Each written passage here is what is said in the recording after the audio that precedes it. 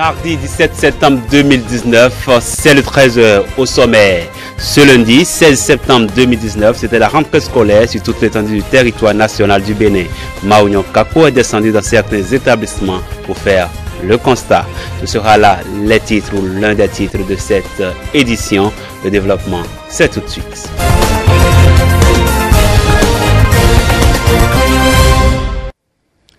À nouveau, bonsoir et bienvenue à tous. Merci de nous renouveler votre confiance. Hier, 16 septembre 2019, c'était la rentrée scolaire sur toute l'étendue du territoire du Bénin.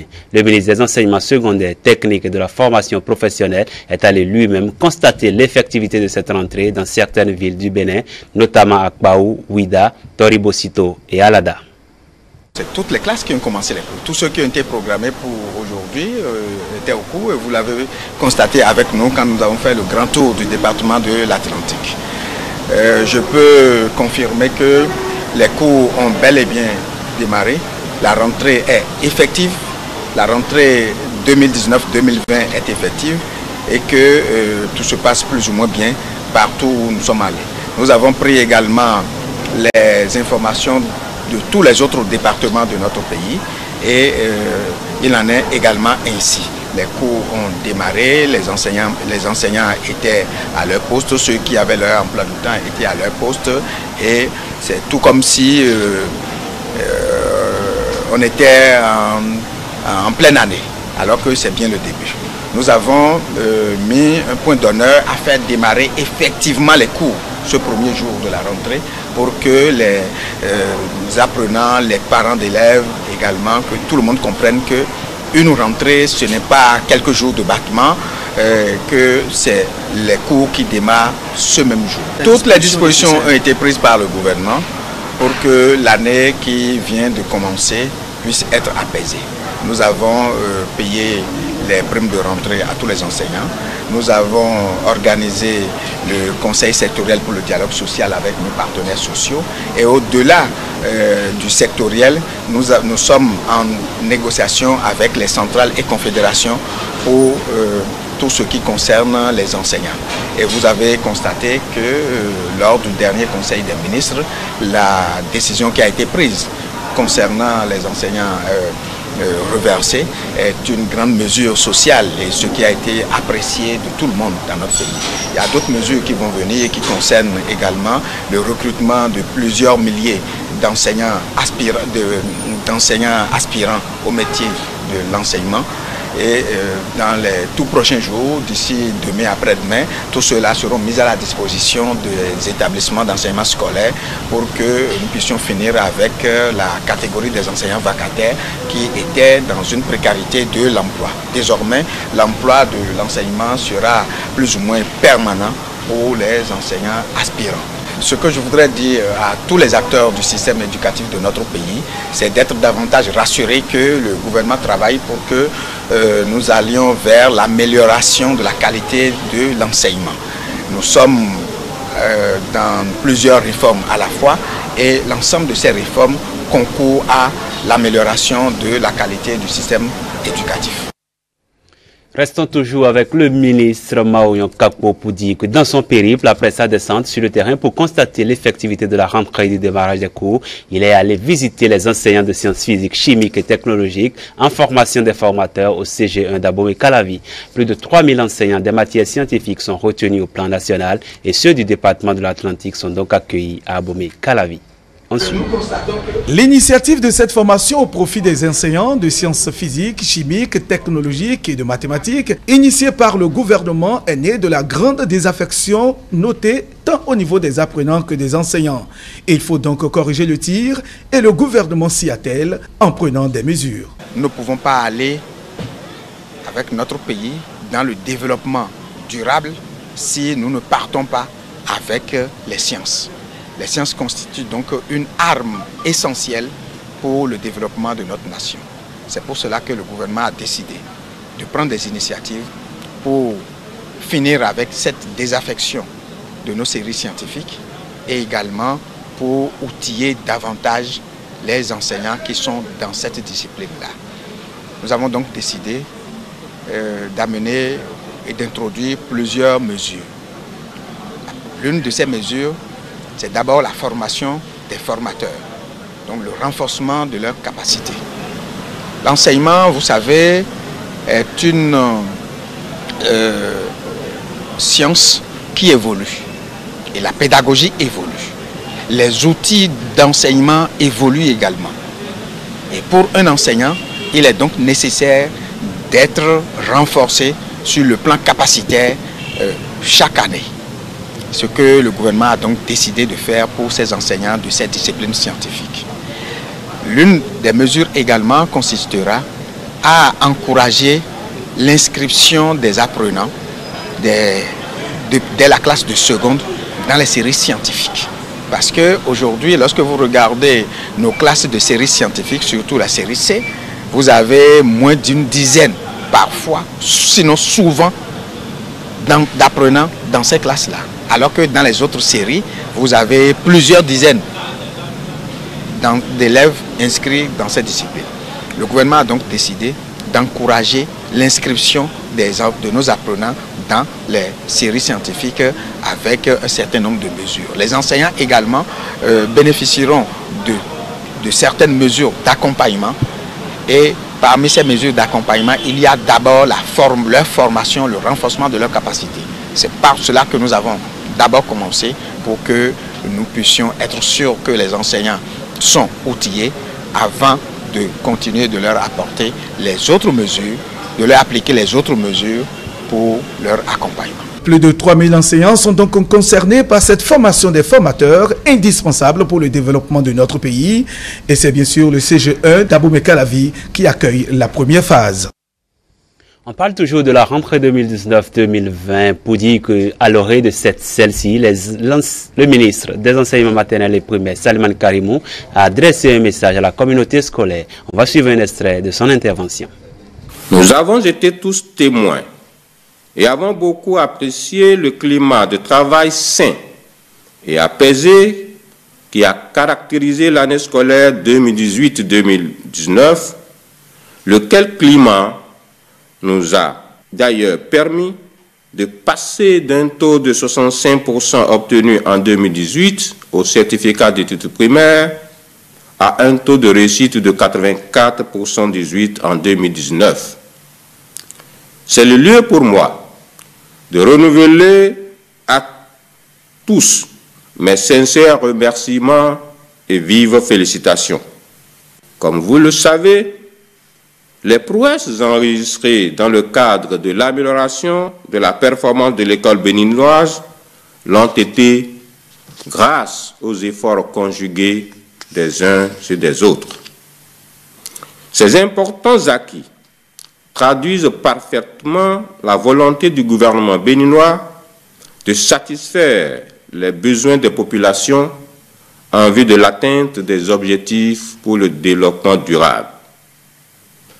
L'année scolaire 2019-2020 sera essentiellement marquée par des activités de renforcement de capacité de nos enseignants en vue de l'amélioration de la qualité de l'offre éducative. L'opération d'évaluation des connaissances professionnelles des enseignants agents contractuels de l'État reversés, cette opération écoulée, ne vise rien d'autre que l'atteinte de cet objectif. C'est pourquoi le thème central autour duquel s'articulera l'année scolaire 2019-2020 est intitulé « Tous pour l'amélioration de la qualité de l'enseignement au Bénin ».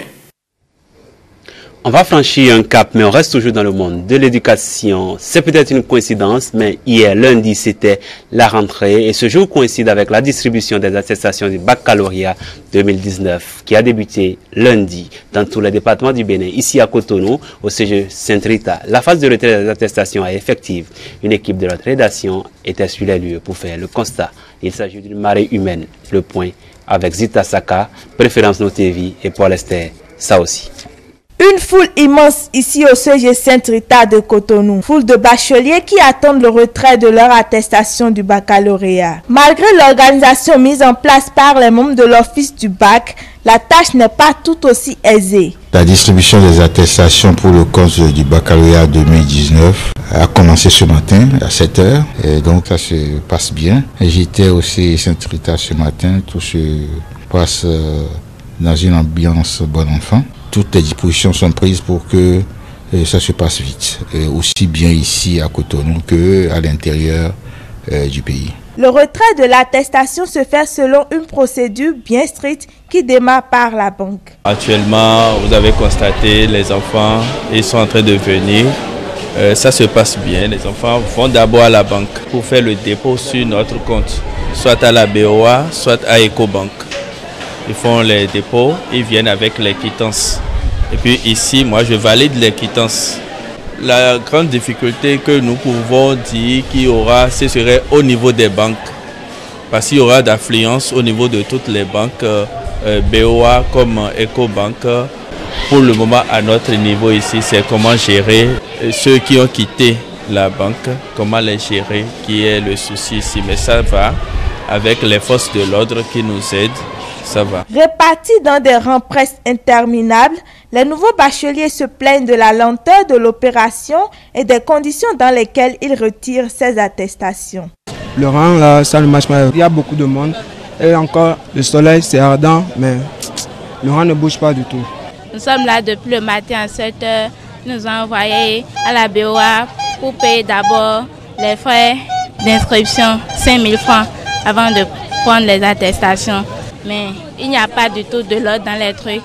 Ils nous laissent au soleil et les gens rentrent dans la maison en désordre. Pour prendre l'attestation, j'ai été d'abord à l'Ecobank, à Ganrito, retirer la quittance. Après, j'ai ajouté le relevé de notre puits, ma carte d'identité. J'étais entré dans le lot, chercher un cachet là-bas, d'aller dans un autre lot, retirer l'attestation. La présente opération de distribution d'attestations se déroule simultanément dans tous les départements. 50 007 attestations seront distribuées du 16 au 21 septembre 2019. Après ce délai, les bacheliers retardataires devront aller retirer leur attestation à l'office du baccalauréat. Le baccalauréat, ce parchemin, ce diplôme qui ouvre les portes de l'université et des études supérieures et qui parle d'université parle forcément d'orientation, de choix, de filière. À cet effet, les responsables du journal des étudiants Le Héros organisent une séance d'orientation à la faveur des nouveaux bacheliers. La séance de ce lundi 16 septembre 2019 permettra aux bénéficiaires de bien choisir leur filière de formation, ceci en tenant compte de leurs compétences. Occasion a été aussi offerte aux promoteurs d'instituts, d'écoles et d'universités d'enseignement supérieur de parler d'eux. Après l'obtention du premier diplôme universitaire, il se pose un nouveau défi. C'est bien celui du choix d'une filière de formation. Un véritable casse-tête pour les nouveaux bacheliers qui font beaucoup d'erreurs. Quand on a le bac, on vient à l'université, on n'est pas souvent informé des différentes filières qu'il y a à l'université. Et par suivisme, on s'inscrit dans les filières parce qu'un camarade s'y est inscrit. Donc je crois que c'est une belle initiative. Ça permettra à chaque étudiante et à chaque étudiant de faire un choix judicieux pour ne pas regretter dans l'avenir. Voilà. Bien s'orienter, cela suppose des prédispositions de la part des jeunes qui comptent poursuivre les études dans le supérieur. Une très bonne orientation doit être basée selon moi sur deux choses. Observation, capacité et choix. Observation parce que le jeune bachelier doit observer autour de lui, prendre des renseignements sur ce qui existe, ce qui se fait, comparer tout ceci à ses capacités personnelles et se faire conseiller justement sur ses capacités et faire un dépistage de ces capacités-là et puis après opérer un choix. L'objectif c'est de réunir les nouveaux bacheliers et d'échanger avec eux, avec les techniciens de l'ANPE et les responsables de l'UAC, avec l'accompagnement du ministère de l'Enseignement supérieur, pour permettre aux nouveaux bacheliers de comprendre l'importance de cette science. Donc je pense que nous sommes satisfaits. Et le reste, c'est la balle est dans leur camp et ils doivent opérer un bon choix pour mieux étudier. Un choix, oui, mais il faut bien que le choix puisse être couronné d'un emploi au bout du rouleau. Je crois que le choix d'une filière est très capital. Et le choix, c'est maintenant. Vous avez une passion, vous avez des talents dans un domaine, c'est maintenant qu'il faut les valoriser. Et je crois que nous, à l'Institut supérieur des sciences de l'information et de la communication, qui parle des sciences de l'information et de la communication, vous le savez mieux que moi, que ce sont des filières aujourd'hui qui sont porteuses. Nous formons pour le métier de journalisme et aussi pour les métiers de communication. Et l'Institut supérieur des sciences de l'information et de la communication fait partie des établissements privés d'enseignement supérieur qui sont agréés aujourd'hui sur le territoire national. Et vous pouvez vous former et ne rien craindre, parce que vous êtes sûr que au terme des 3 ans de formation pour l'obtention du diplôme de licence, que vous êtes en sécurité. Le gouvernement du président Patrice Talon travaille déjà à la professionnalisation de la formation en vue de l'adapter à la demande du marché de l'emploi. On sort totalement du monde de l'éducation pour plonger dans la microfinance et le social. Madame Médecin Véronique Toyifode Mewanou, ministre des Affaires sociales et de la microfinance, a effectué dans la matinée de ce lundi 16 septembre 2019 une descente au centre de promotion sociale des aveugles de Segbeya à Akpakpa et à l'école des sourds-muets de Verdecor. Elle est allée constater la reprise effective de la rentrée au niveau de ce centre et doper le moral des apprenants cibles des interventions de son département ministériel ainsi que du personnel administratif et enseignant. Une femme de cœur à la tête d'un ministère en charge du social. Véronique Toyifode Mewanou était tôt ce lundi matin au centre de promotion sociale des aveugles de Segbeya à Cotonou. Il s'agit pour l'autorité de constater le démarrage effectif de la rentrée scolaire 2019-2020 et aussi doper le moral au personnel administratif et enseignant. Nous sommes des malades et elle vient en tant que médecin. Donc, quand déjà le malade voit le sourire de son docteur, il est guéri à 50%. Donc pour nous, nous savons que nous allons nous mettre à pied d'œuvre pour vous accompagner dans l'accomplissement de votre mission, madame. Et faites-nous confiance. Seulement, aidez-nous à régler les petits problèmes qui sont des problèmes qui bloquent l'évolution de chacun de nous. Tout ça. Il y en a parmi vous que je connaissais déjà d'avant. Ce n'est pas parce que maintenant on dit Madame la ministre qu'on ne peut plus avoir accès à moi. Tel que j'étais, je suis la même personne. Et mon souci, c'est le travail. Mon souci, c'est que les couches défavorisées dans toutes les contrées du Bénin sentent qu'il y a un nouveau souffle qui est là. C'est ça mon principal souci. Je vous invite chacun avec une grosse motivation à vous mettre vraiment à la tâche. Je vous invite à collaborer déjà entre vous en faisant taire tout ce qui peut miner parce que l'intérêt suprême, c'est la population. C'est pour ça que nous sommes là. Les pensionnaires de l'école primaire des sourds-muets de Verdecor ont également reçu la ministre des Affaires sociales et de la microfinance dans leurs locaux. Un handicap n'empêche pas de réussir dans la vie. Il faut s'accrocher, il faut aimer et apprécier toutes les petites choses qui sont autour de vous. Il faut vraiment être courtois avec ceux qui vous couvrent d'amour, courtois avec tout le monde. Et je pense que votre avenir aussi va se dessiner. Cette descente témoigne du désir de Véronique Toyifode de rendre le sourire à toutes les couches du tissu social, une priorité du gouvernement de Patrice Talon. Le chef de l'État est de retour au pays après un séjour à Ouagadougou où il a effectivement pris part au sommet de la CEDEAO. Un sommet extraordinaire qui a adopté un plan 2020-2024 avec une contribution financière pour les pays membres. Suivez Aurélie Agbenossi pour le point des travaux de ce sommet tenu à Ouagadougou. Les États ont décidé d'apporter de manière urgente aux efforts communautaires de lutte contre le terrorisme à concurrence de milliards de dollars américains.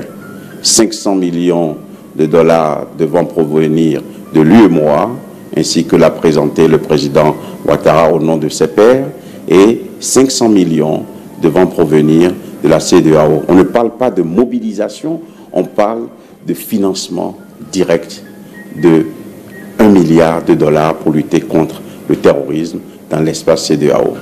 Ce sommet a été précédé par le Conseil de médiation de sécurité de notre organisation communautaire qui réunit les ministres des Affaires étrangères, les ministres de la Sécurité, les ministres de la Défense pour se pencher sur la situation dans l'espace CEDEAO, et ce conseil a élaboré un plan en 8 points. Ce plan en 8 points implique nécessairement des financements à mettre en place. Et c'est cela qui doit être retenu de la réunion qui a eu lieu. Il a été décidé de mutualiser les efforts de coordination, le partage effectif direct des informations et des renseignements entre nos services et de tous les États membres et des espaces connexes. C'est pour cela que vous avez noté que le président Idriss Déby, qui n'est pas membre de la CEDEAO, a participé à cette réunion, tout comme le président de la Mauritanie aussi. Il a été retenu que nous puissions utiliser la technologie, les cartes biométriques, pour concilier le principe de libre circulation des personnes et des biens et celui de la sécurité, celui de la sûreté dans nos pays.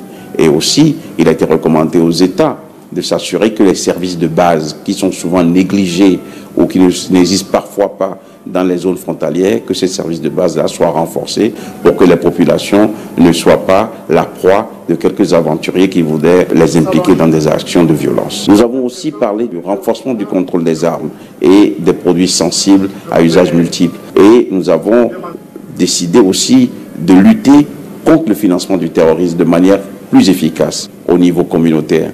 C'est de faire en sorte qu'il y ait un dialogue intercommunautaire, c'est de faire en sorte que nos populations qui sont dans ces espaces-là puissent être informées, puissent être éduquées, puissent savoir les enjeux de ce qui se passe en matière de terrorisme et que l'on puisse, par ce moyen-là, prévenir le radicalisme, prévenir l'extrémisme violent.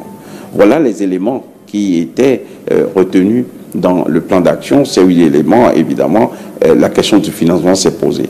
Et c'est là qu'il faut saluer l'initiative prise par les chefs d'État de l'UEMOA, qui a été une sorte d'accélérateur pour l'ensemble de la conférence, c'est-à-dire pour tous les autres États qui sont membres de la CEDEAO, parce que vous savez très bien que l'UEMOA ne couvre pas toute la réalité de la CEDEAO. Et moi, j'ai retenu aussi l'intervention très poignante du président Patrice Talon, de notre président, qui a, de manière très claire, de manière très directe, dit qu'il nous appartenait de prendre nos responsabilités en tant qu'État membre, de prendre nos responsabilités pour prendre des décisions conséquentes, des décisions qui sont d'une application immédiate pour financer la lutte contre le terrorisme dans nos espaces, en renforçant nos moyens, en mettant les ressources immédiatement à disposition de nos forces, en mettant les ressources à disposition de nos États pour que les plans nationaux, mais aussi les plans interpays puissent fonctionner. L'initiative d'Accra a été saluée. Le G5 Sahel, dont la force peine à démarrer, je crois, trouveront là des réponses concrètes à ce qu'ils ont jusque-là mis en place pour avancer. Dans un tout autre registre à présent, une entreprise de la place a mis en ruine le domicile de la famille Kakbo à Sainte-Cécile à Cotonou. Le sinistre est survenu ce dimanche 15 septembre 2019. Les travaux de la structure ont causé plusieurs dégâts matériels. Une procédure judiciaire a d'ailleurs été enclenchée par les victimes pour réparation des dommages. Une équipe de notre rédaction est allée faire le constat. Voici l'un des dégâts créés dans la nuit du dimanche au lundi 16 septembre 2019 par l'entreprise en charge des travaux de construction sur ce site qui est sur la même limite que le domicile de la famille Kakbo. Le drame se remarque non seulement par l'état d'effondrement, mais également par des fissures perceptibles sur tous les murs du bâtiment. Peu s'en fallait, il devrait avoir mort d'homme, mais Dieu était au contrôle. Parce que lorsqu'il pompait l'eau, ça extirpait le sable du dessous du bâtiment. Et le bâtiment avait commencé par s'affaisser, c'est déséquilibré. Et brusquement, on a constaté une chute brutale du mur. Une chute brutale qui a causé plus de dommages à l'interne qu'à l'externe. Des portables et micro-ordinateurs endommagés. Sol dégradé ayant fait tomber dans le bas-fond les meubles de la chambre qui finalement ont été récupérés pour être exposés dans la cour. Même le mur qui était à cet emplacement s'est écroulé. Comme un tremblement de terre, notre maman en a pris vraiment le coup et hier on l'a transportée à l'hôpital avant qu'elle ne se retrouve parce qu'elle est hypertensionnée. Souvent quand moi je viens chez les parents, je m'assieds dans mon fauteuil dans le salon là Ma maman m'avait appelé, j'étais revenue hier, ma maman m'avait appelé, je sortais de la chambre hier quand j'ai entendu un grand bruit.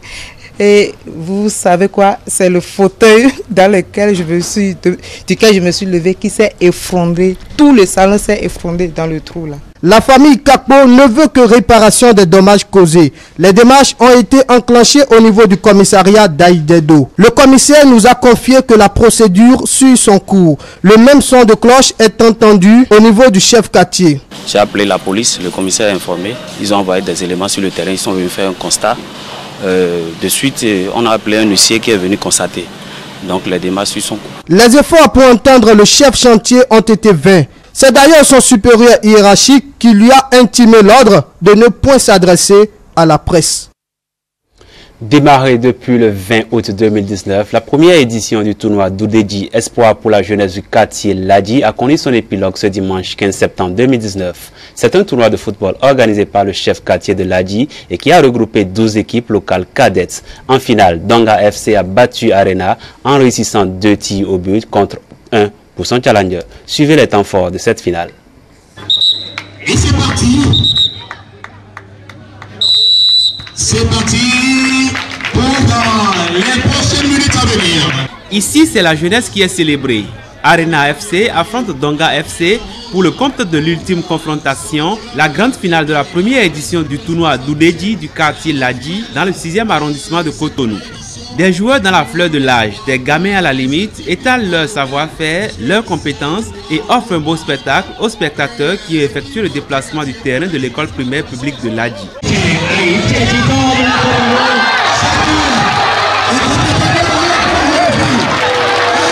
Arena FC en rose et noir domine le match et tente de prendre l'ascendant sur son adversaire. Mais c'est sans compter avec le Dossa 6, gardien de but de Donga FC, qui use d'ingéniosité pour annihiler les nombreuses occasions de but créées par les roses et noirs. Les deux, c'est l'émotion, il faut comprendre. Eh bien, on va exécuter la frappe. Les deux finalistes se tiennent en respect jusqu'à la fin de la première mi-temps grâce au juge central qui fait un match parfait. En seconde mi-temps, le Dossa 7 des Verts de Donga FC cède sa place au numéro 2, sans doute pour apporter un peu de fraîcheur à ses coéquipiers. Malgré cet apport, les Verts continuent de subir le match. Donga FC joue regroupé en défense et procède par contre-attaque grâce à la vivacité de son capitaine, le Dossa 10. Malgré toutes les nombreuses occasions que se sont procurées les deux formations pendant le temps réglementaire et les prolongations, aucun but ne sera inscrit. C'est finalement la fatidique épreuve des tirs au but qui va départager les deux finalistes. Et à cette ultime étape, Dame Coupe choisit les Verts de Donga FC. Le métronome de cette formation de Donga, il va s'essayer. Voilà, c'est l'espace que je... Les chanteurs là, Frédéric, écoutez la bonne par les gens. Attendez, tchou.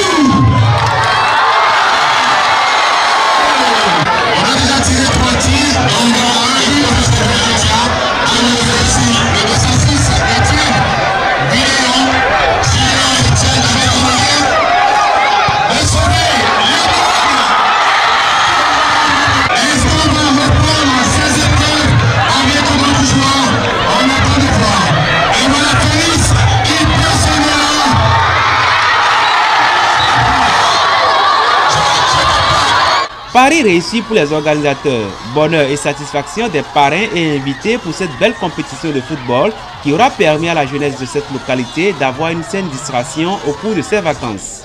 Tout ceci participe bien évidemment de la détection de jeunes talents pour la promotion du sport à la base. Une vision chère au président de la République et inscrite en lettres capitales dans le programme d'action du gouvernement.